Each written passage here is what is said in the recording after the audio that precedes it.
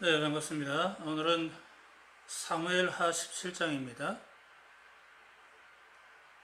오늘 우리가 함께 나눌 말씀은 사무엘하 17장 1절부터 10절까지 오늘 이 본문의 내용을 가지고 절망 속에서 도우시는 손길이라고 하는 말씀의 제목으로 함께 은혜를 나누고자 합니다.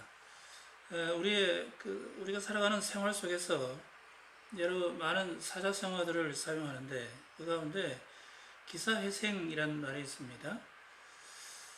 이 말은 여러분도 잘 알고 계시는 것처럼 죽을 뻔하다가 다시 살아났다, 그런 뜻이겠죠.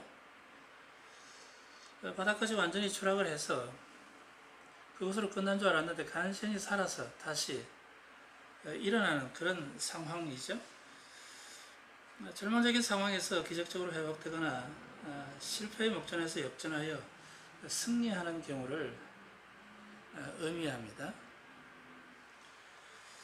인류의 전쟁 역사를 볼 때도 거의 패배에 가까운 상황에서도 결정적인 한방이나 또 반격을 통하여 승리하게 되는 전쟁을 우리는 적지 않게 볼 수 있습니다.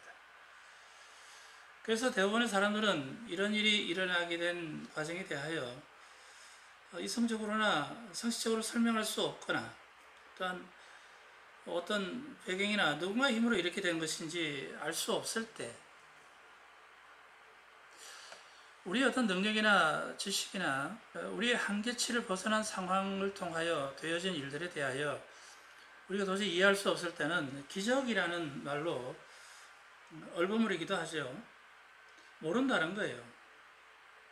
우리가 알 수 없는 과정들을 통하여 뭔가 되어져 가는 일들을 우리는 기적이라는 말로 표현을 합니다.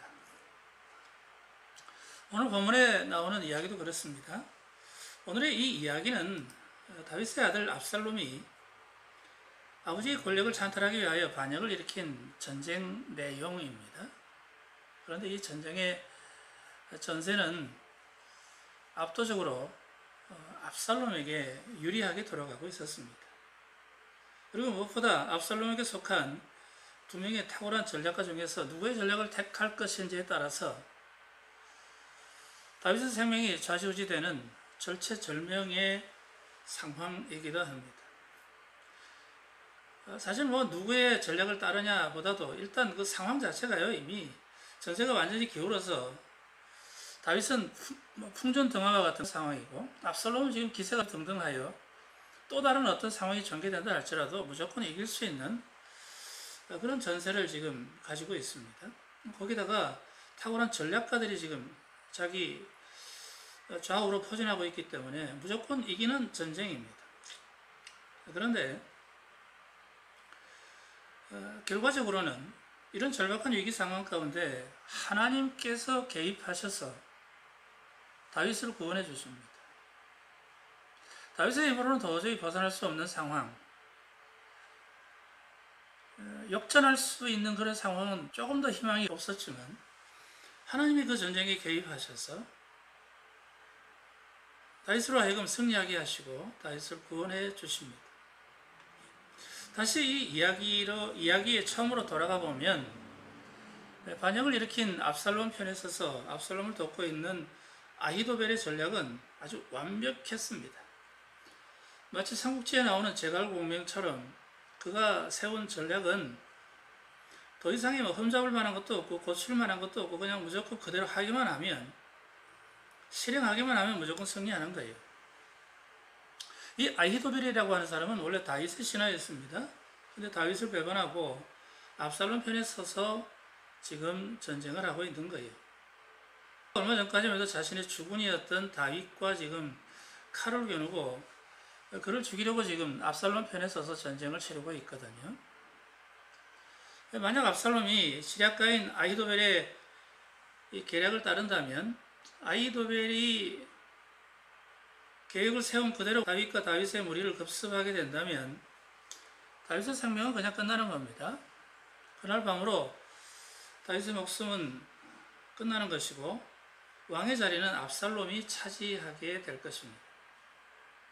그런데 이 압살롬의 승리, 그리고 다윗의 당연한 패배, 이처럼 분명하고도 간단한 상황이 반전되고 맙니다. 반기를 단 이 전쟁에서 확실하게 이길 수 있는 전략을 제대로 짠 아히도벨의 계략대로 실행하기만 하면 되는데, 그런데 압살롬이 갑자기 또 다른 전략가인 후세의 의견도 들어보자고 한 거예요. 아니, 왜 그랬을까요? 압살롬이 승리에 대한 보다 명확한 답을 원했기 때문일까요? 아니면 두 사람의 의견을 종합해서 보다 더 좋은 전략을 얻고자 했던 것일까요? 아히도벨의 전략만으로도 충분하거든요. 충분히 이길 수 있는 상황인데 왜 갑자기 그대로 실행하지 않고 후세의 생각은 어떤지, 후세가 세운 계획은 어떤 것인지 한번 들어보자고 한 것이죠. 그런데 도저히 이해할 수 없는 압살롬의 또 다른 이 생각 때문에 전혀 예상치 못한 일이 일어나게 되고, 당연히 승리할 수 있었던 전쟁을 압살롬은 패하고 맙니다. 반드시 승리할 것이라고 생각하고 또 그렇게 보여졌던 악한 계략이 허무하게 실패로 끝나고 만 것입니다. 그런데 여러분, 이런 결과가 있게 된 것은 우연일까요? 어쩌다 보니 이런 일이 일어난 것이고, 또 재수가 좋아서 패배할 수밖에 없었던 다윗이 승리하게 된 것일까요? 그것도 아니라면 압살롬을 속이려고 한 다윗과 후세의 전략이 좋아서 그랬을까요? 아니요, 그렇지 않습니다. 이것은 분명 모든 인간의 역사를 주장하시는 하나님의 선한 섭리였고 하나님의 경륜 가운데 나타난 일입니다. 그리고 더 깊이 들어가 보면 하나님께서 압살롬과 아히도벨이 저지르는 악행을 그냥 좌시하지 않으신 것이고, 또 한 가지는 절망 중에 절박함으로 부르짖는 다윗의 짧은 기도를 들어주셔서 당신의 선한 뜻으로 개입하신 거예요. 사람들이 눈으로 볼 때는 우연히 일어날 재수가 좋아서 그렇게 승리를 얻을 수 있었다, 간신히 우리가 기사에 생할 수 있었다라고 이야기하지만, 모든 인간의 삶의 배후에는, 모든 인류의 역사의 배후에는 하나님이 계십니다. 하나님이 모든 삶을 주관하시고 모든 역사를 주관하시고 당신의 뜻대로 이루어 가십니다. 다만 우리의 생각대로, 우리의 방법대로 우리가 계획한 그 시기에 되어지지 않을 때 우리는 낙심하고 절망하지만, 하나님은 하나님의 때에 하나님의 방법으로 하나님이 원하시는 뜻을 이루어 가시는 거거든요. 타이밍이 아주 절묘하게 맞은 거죠. 하나님은 압살롬의 악행과 아히도벨의 악행을 그냥 좌시하지 않으셨어요. 조금도 허용하지 않으셔요. 하나님은 죄에 대하여는 조금도 용서치 않으십니다.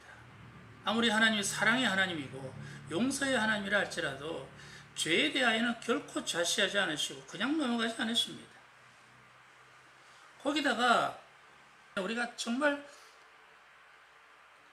유심히 보지 않으면 그냥 지나칠 정도의 아주 잠깐 찰나의 순간에 다윗이 기도했거든요. 그 기도를 하나님은 들으신 거예요. 우리는 성경을 읽으면서도 그냥 지나칠 법한 그런 아주 짧은 외마디의 짧은 기도임에도 불구하고 하나님은 그 기도를 놓치지 않으시고 그대로 들어주신 거예요. 응답하신 것이죠. 여러분, 다윗이요, 이런 절박하고 절망스러운 일에 대하여 이 문제를 해결하기 위하여 뭐 산기도를 하거나 금식을 하며 몇날 밤을 새워가며 작전 기도를 한 것도 아닙니다. 조금 전에 말씀드렸지만 자신에게 처한 절망스러운 상황에 대하여 아주 짧고 간결하게 그리고 간절하게 짧은 기도 한마디 딱 했습니다. 그런데 우리의 작은 신음소리도 다 듣고 계시고 응답하시는 하나님께서 즉시 역사하셔서 역전된 거예요. 재수가 좋아서 된 게 아니라니까. 다윗이 신통방통한 어떤 전략을 짜서, 그죠? 전열을 다시 이렇게 준비해서 다시 반격을 해서 이긴 게 아니에요. 하나님이 역사하신 거예요. 죄를 허용치 아니하시는 하나님의 선하심과 하나님의 그 공의와 함께 다윗의 간절한 그 기도 한마디를 하나님이 듣고 응답해 주셔서 즉시 하나님이 일하심으로 말미암아 역전된 거예요. 이 내용이요, 우리가 17장 1절 우리가 10절까지 읽었잖아요. 15장에 보면 그 내용이 나와 있습니다. 사무엘하 15장 31절에 보면 어떤 사람이 다윗에게 알리되 압살롬과 함께 모반한 자들 가운데 아히도벨이 있나이다 하니 다윗이 이르되 여호와여 원하옵건대 아히도벨의 모략을 어리석게 하옵소서라고 어떤 사람이 전해준 그 소식을 듣고 순간적으로 짧게 간결하고 간단한 외침을 하나님께 올려드린 거예요. 그게 기도한 거예요. 지금 산기도를 하거나 작전 기도를 하고 금식을 하며 기도한 게 아니라 그 찰나의 순간에 내가 무엇을 해야 할 것인지, 누구를 바라보고 누구에게 도움을 요청해야 될지, 사람을 바라보거나 세상을 바라본 것이 아니라 그 순간에 하나님을 바라본 거예요. 하나님을 바라보고 하나님께 도우심을 간구한 것이죠. 그리고 나서 그 기도를 딱 하고 나서 다윗이 하나님을 경배하는 마루턱에 이를 때에 아렉 사람 후세가 옷을 찢고 흙을 머리에 덮어쓰고 다윗을 맞으러 온지라. 하나님이 후세를 예비하신 거예요. 후세를 준비시켜 놓으신 거예요. 그죠? 압살롬의 그 악행에 가담을 한 게 아니라 선의를 가지고 있는 하나님 편에 서서 일하고 있는 다윗에게 지금 충성 맹세를 하고 있죠. 그 순간에 하나님께서 지혜를 주셔서 후세야, 네가 나와 같이 가면 우리 모두에게 다 해롭다. 그러니 네가 압살롬에게 가서 속여라. 내가 전에는 다윗을 섬겼지만 이제는 당신을 내가 섬기겠습니다 하고 압살롬에게 가서 충성 맹세를 해라. 그러면서 모략을 짜죠, 그죠? 우리의 눈으로 보기에는 악인들은 무엇을 해도 하는 것마다 성공하고 번성하며 마치 어둠의 세력이 빛의 세력을 이기고 있는 것처럼 보일 때가 참으로 많습니다. 여러분, 믿음으로 살면 우리가 하나님의 자녀들이라고 한다면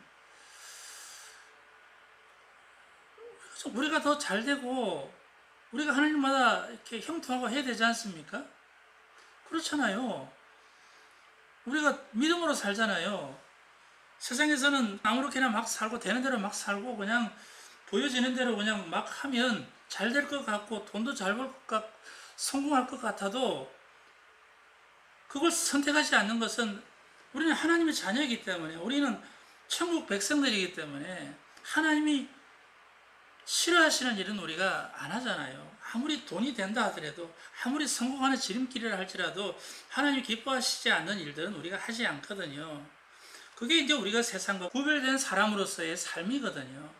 그렇게 우리가 믿음으로 살고 하나님 뜻대로 살려고 몸부림치고 혹이라도 우리가 세상에서 손해본다 할지라도 그래도 하나님 말씀대로 하나님 뜻대로 살려고 우리가 몸부림친다면 우리가 더 잘 돼야 되는데 세상 사람들이 더 잘 되는 거예요. 악행을 막 저지르고 살아가는데도요, 그냥 하는 것마다 다 성공하고 번창하는 거예요, 그냥. 그죠? 되어지는 상황들을 보면 마치 어둠이 빛의 세력을 짓밟고 이기는 것처럼, 승리하는 것처럼 그렇게 보여질 때가 많습니다. 여러분, 그러나 모든 역사의 배후에는 보이지 않는 하나님의 손길과 섭리가 있다는 사실을 우리가 분명히 알아야 합니다. 인류의 모든 역사를 시작하시는 분이 바로 하나님이시고 지금도 이 역사를 이루어가시는 분도 역시 하나님이십니다. 그리고 세상의 마지막을 심판하심으로 잠언 10장 24절의 말씀처럼 악인에게는 그의 두려워하는 것이 일어나거니와 의인은 그 원하는 것이 이루어진다 라고 하는 말씀이 있는 것처럼, 그죠? 그런 역사가 있게 되고, 그래서 결국 온전하고 완성된 하나님의 나라를 세우실 그 일과 그때도 하나님이 주관하시는 거예요. 인간의 눈으로 보기에는 악한 이들이 늘 득세하며 번영하며 형통한 것처럼 보여도 그들의 형통은 일시적인 것입니다. 결국에는 파멸로 끝나버리고 말 것입니다. 그러므로 오늘을 믿음으로 살아가는 우리들이 반드시 기억해야 할 것은, 믿음으로 살아가는 의인의 삶이 비록 고난 중에 있을지라도 우리를 지키시는 하나님의 사랑은 절대로 변함이 없다는 사실을 우리가 반드시 기억해야 하는 것입니다. 여러분, 출발이 조금 늦었다고 해서요, 우리가 살아가는 과정 가운데 우리가 좀 어려움을 겪고 또 고난을 당하게 되고 절망 가운데 빠진다 할지라도 그게 끝난 게 아니잖아요. 그게 결과가 아니잖아요. 출발할 때 좀 늦게 갈 수 있고 과정은 좀 힘들고 어려울 수 있습니다. 그러나 우리는 최종 목적지를 이미 알고 있잖아요. 하나님의 약속의 말씀을 믿음으로 말미암아 결국에는 우리가 어떻게 될 것인지 알고 살아가는 사람들이잖아요. 세상은 모르기 때문에 쎄빠지게 열심히 일하거든요.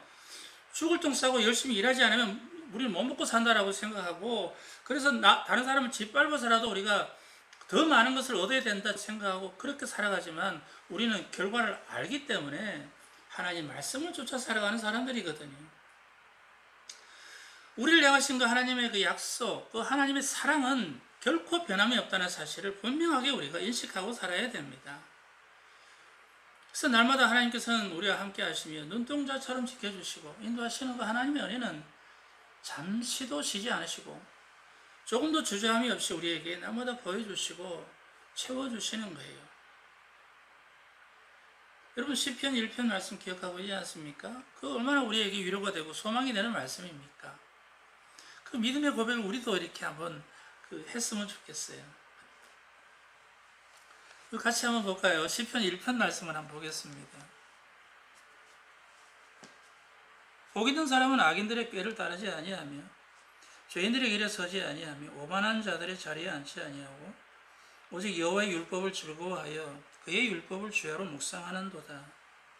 그는 시냇가에 심은 나무가 철을 따라 열매를 맺으며 그 잎사귀가 마르지 아니함 같으니 그가 하는 모든 일이 다. 악인들은 그렇지 아니하며 오직 바람에 나는 겨와 같도다.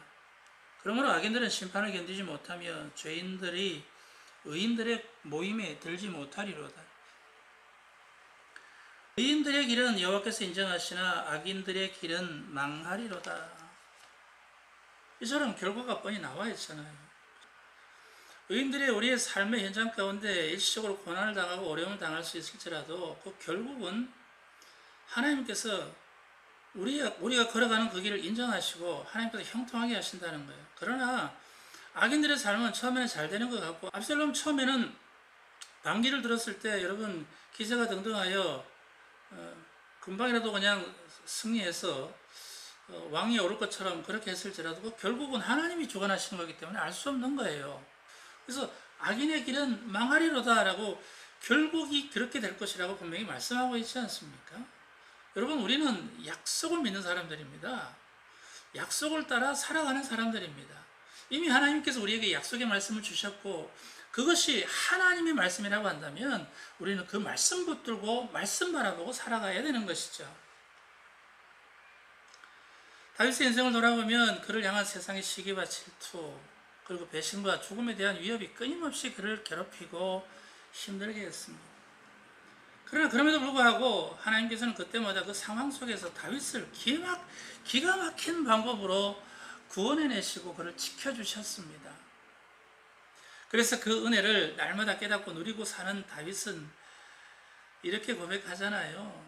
시편 23편에서 그렇게 고백하죠. 내가 사망의 음침한 골짜기를 다닐지라도 내가 해를 두려워하지 않을 것은 주께서 나와 함께 하심이라. 사망의 음침한 골짜기를 다니는 거 물론 힘들고 얼마나 어렵고 고통스럽겠어요. 얼마나 두렵겠어요. 그러나 그럼에도 불구하고 내가 조금 더 두려워하지 않는 것은 주께서 나와 함께 하심이라고 말씀하잖아요. 그리고 주의 지팡이와 막대기가 나를 안위하시고 내 원수의 목전에서 내게 잔치상을 베풀어 주시고 기름으로 내 머리에 바르셨으니 내 잔이 넘치나이다. 할렐루야. 여러분, 하나님마다 다 만사 형통하고 평탄한 길을 걸어가서 그런 고백을 하는 게 아니에요. 다윗은 얼마나 많은 고난을 당했는지 그의 삶을 살펴보면 정말 우리의 인생은 여러분 거기에다가 비교할 수가 없어요. 그죠? 그 정도로 고통스러운 절망 속에서 살아왔던, 정말 죽음의 위기 속에서 살았던 그였지만, 그럼에도 불구하고 그 모진 고통과 시련 속에서도 하나님이 함께 하셨기 때문에 나는 조금도 두려워하지 않고 담대한 믿음으로 나갈 수 있었다 라고 고백하지요. 그런 다윗에게 하나님이 어찌 복을 주시지 않겠습니까? 그죠? 그래서 보란듯이 원수들의 목전에서 잔치상을 베풀어 주셔서, 그죠? 상급을 내려주시는 거예요. 내 아들이라, 내 딸이라. 하나님이 그들에게 온 세상을 향하여 선포하신 것이죠. 저와 여러분, 우리 모두가 다 동일하게 고백하는 것이지만, 우리들의 인생, 사실 하나님의 보호하심과 인도하심이 없었다면 여기까지 올 수 없었을 것입니다. 우리가 지금 이렇게 살아가고 있는 것은 당연한 것이 아닙니다. 여러분, 내 힘으로 노력해서 여기까지, 오늘까지 온 것이 아니라 오직 하나님의 사랑과 인도하심 때문이요, 오직 하나님의 은혜였습니다. 우리가 자주 부르는 찬양 가운데 어두움에 밝은 빛을 비춰주시고 너의 작은 신음에도 응답하시니 너는 어느 곳에 있든지 주를 향하여 주만 바라볼지라, 그런 찬양이 있지 않습니까? 우리가 어느 곳에 있든지 거기서 어떤 고난 당하고 어떤 절망 가운데 빠지게 된다 할지라도 그럼에도 우리는 주님께 나갈 수 있습니다. 주님만 바라볼 수 있습니다. 여러분, 그 고난이 문제가 아닙니다. 그 고난으로 인하여 우리의 시선과 생각이, 우리의 마음이, 또 하나님을 사랑했던 그 마음이 다른 곳으로 향할까, 그게 가장 두려운 거죠. 그죠? 고난당하고 또 어려움을 당하여 절망 가운데 빠지게 된다 할지라도 주님만 바라보면, 주님께로만 나아가면 그냥 역전되는 거예요. 역전되는 거예요. 사랑하는 여러분, 부디 어느 곳에서 어떤 상황 가운데 처하게 될지라도 언제나 믿음의 눈을 들어서 기도하고 역사 가운데 일하시는 하나님의 손길을 날마다 사모하고 또 믿음으로 나가시는 복된 성도들이 다 될 수 있기를 주님의 이름으로 축원합니다.